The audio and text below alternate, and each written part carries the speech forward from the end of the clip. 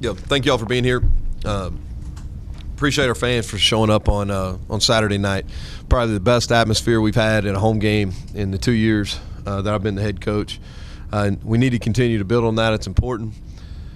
Plays a huge role, without question, in our performance. I think our players feed off the energy in the crowd.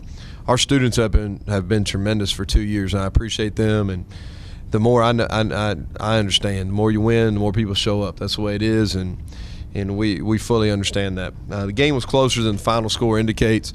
That was a good win over a New Mexico State team that I think is going to be competitive and win some games in our league for sure. I feel like they're one of the better offenses in our league. Talented at wideout. Tyler Rogers, their quarterback, made a lot of plays, and we were fortunate to come out on top and going away. We were able to play a lot of people, but proud of our guys, really proud of our staff for being prepared. We played 2 road games against teams that I think are going to win 10 or more games in Southern Miss and Clemson. Coming off those, I was worried about it, really worried about this game all week, and coached the guys hard, and I think our staff and players are ready to go for the game Saturday, so much credit to them. Touch base in all 3 phases.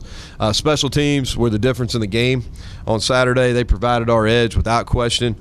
Really, the only negative we had is the penalty. We had a punt return of 77 yards. We got called back for a block in the back. That was really the only negative in special teams. Positives, Bratcher Underwood had his best day as a Trojan, kicking the ball off. I want to say he had 6 touchbacks.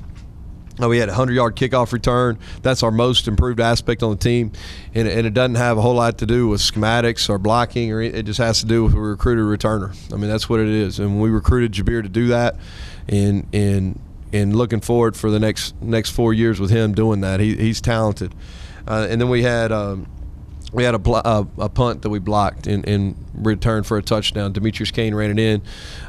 Really, it was schematically done very well. The guys attacked the shield, and then Jabir was able to skim the shield and get the punt block. So big advantage in special teams, something we take pride in here, something we invested a lot of time on. So that was promising. Really, 2 weeks in a row that I thought the difference in the games were special teams.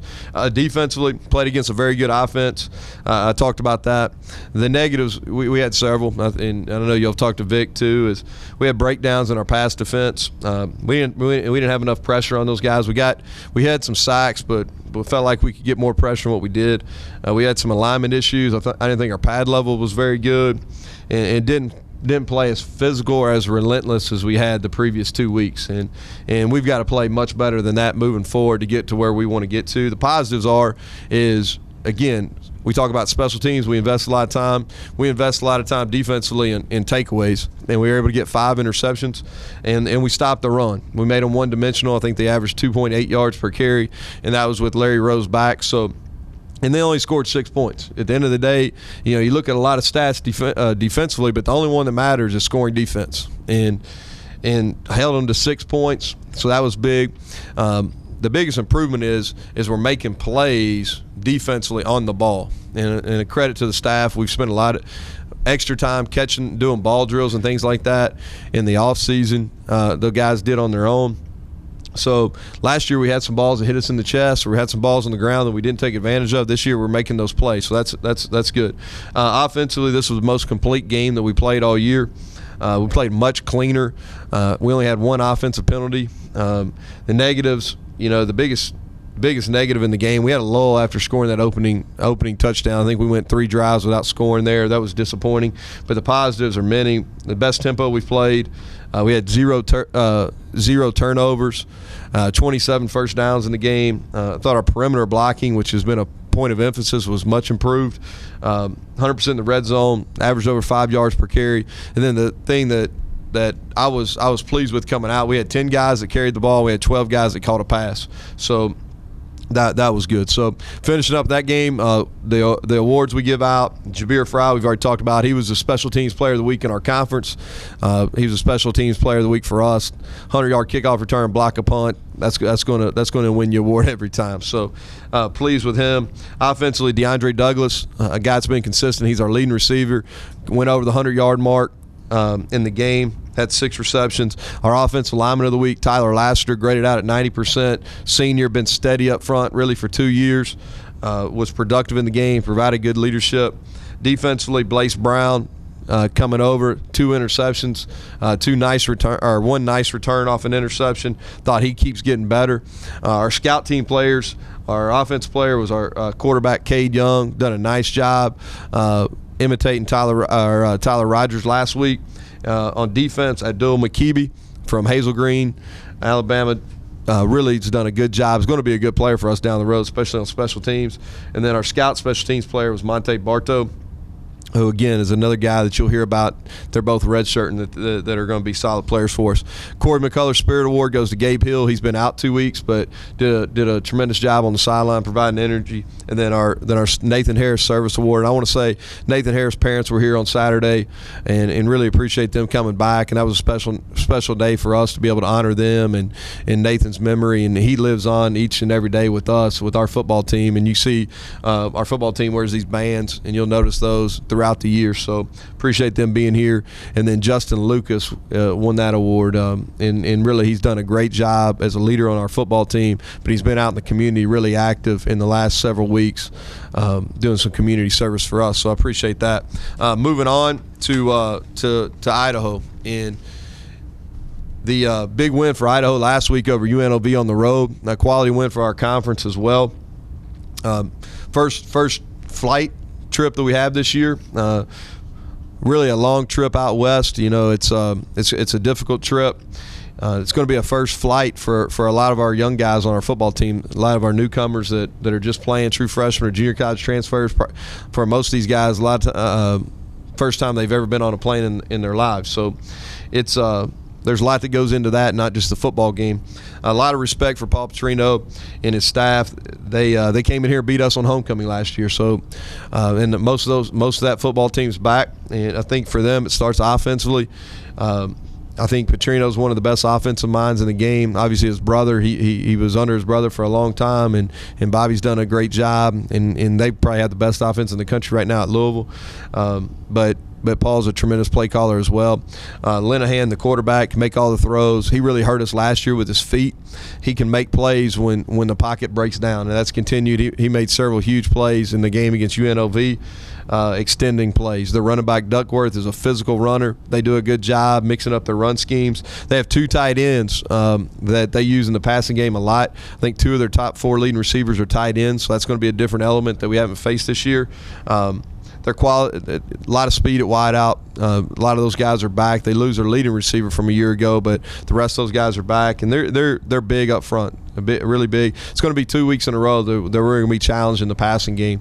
A lot of similar concepts, some carryover things that New Mexico State does that Idaho does. Defensively, they're really a pain to prepare for because they mix up their fronts and their coverages so much.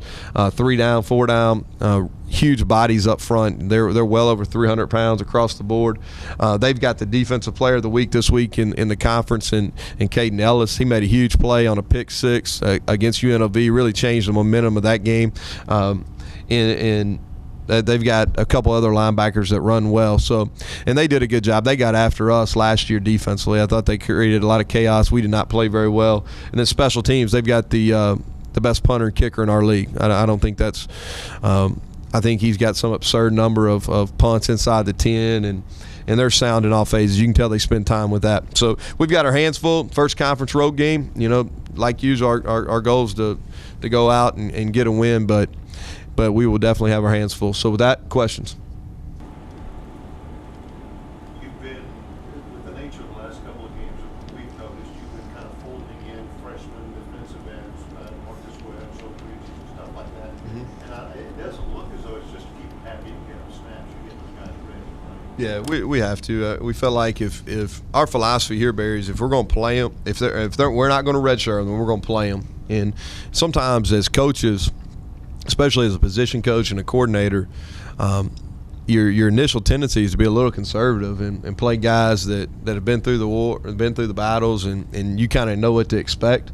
Even maybe so if a younger guy that may be more talented, and I think your job as a head coach is kind of to force people to, force the issue and get those young guys in the game. And I thought Marcus Webb played extremely well. Played a lot. Junior did not play last week.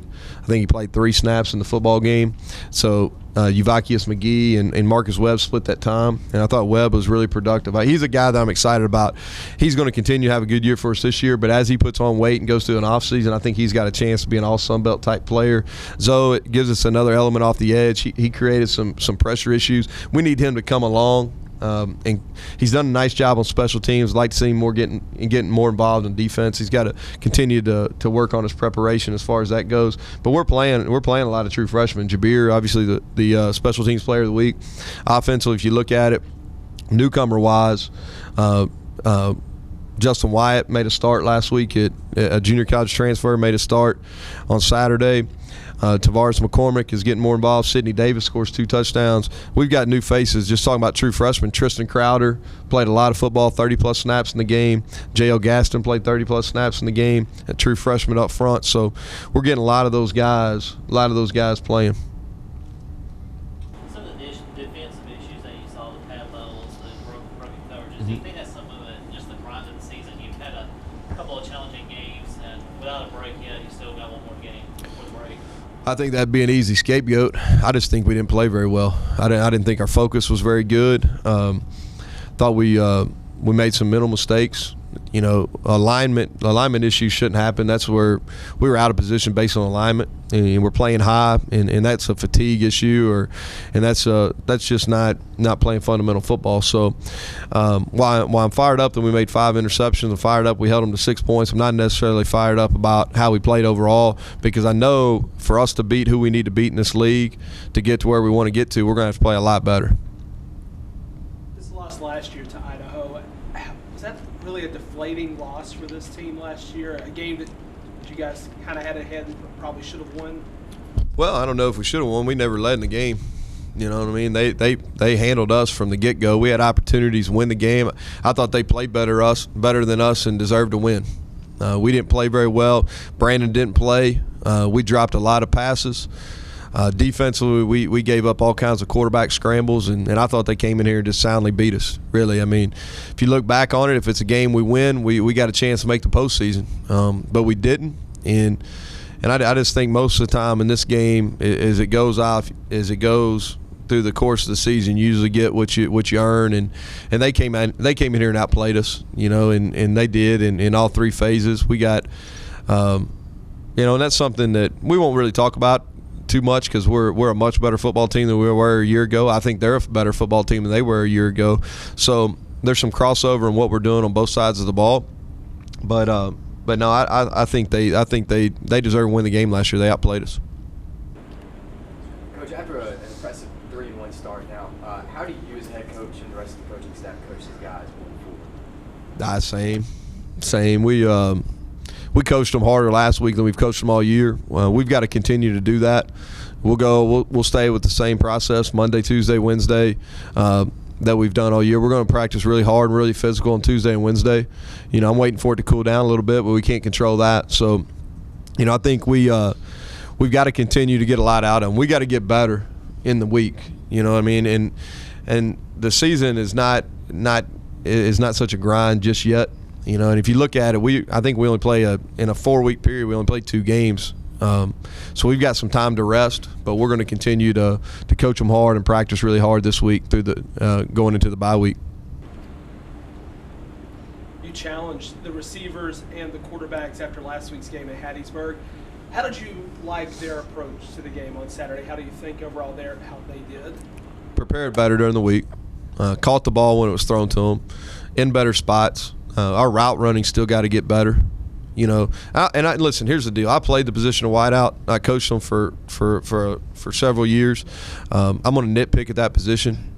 We played better. I was much happier with our perimeter blocking. We played with a better attitude, but we still got a long way to go to get to where we need to be at wideout. And a lot of it's attention to detail oriented. We're better than we were a week ago. I can tell you that. But we're still a long way from where we need to be. Thought the quarterback played like he should. He should play better than he did against Southern Miss, and he did. I thought his decision making was really good. I thought he managed the game really well. He ran the ball effectively against some of the things that New Mexico State was doing defensively. Our pass game is still not as efficient as it needs to be. All right, we left a lot of plays out there on Saturday, and that's something that we've really got got to continue to focus on as we move forward. How much does losing Ish now affect this receiving core and having some of these younger guys now having to step up in the spot? Well, we'll miss him for sure. Now, he hasn't been at full speed all year. He had an injury during preseason camp, so we got him, and he played in a couple games. We just felt like it was better for his long term. He'll get a medical red shirt, and he'll have 3 years to play, and we feel like he's going to be a great player here. And so we felt like for his long-term future, it was better for him to go on and get surgery right now. But he got hurt in preseason and played in 2 football games early in the year and wasn't full speed. So we've been practicing without him. So I don't think our mindset changes. Those other guys have been getting a lot of reps. We just need guys to continue to step up. We'll get John Johnson back this week. He'll practice. He didn't practice at all last week. We were able to get him 10 or 12 snaps in the game, but he'll practice this week, and that'll be a benefit coming back. Justin Wyatt, I already talked about. I thought he did a nice job. We need somebody to step up and be able to spell Manuel Thompson. He's playing too many snaps. I think he'll be better if we can reduce his number of snaps.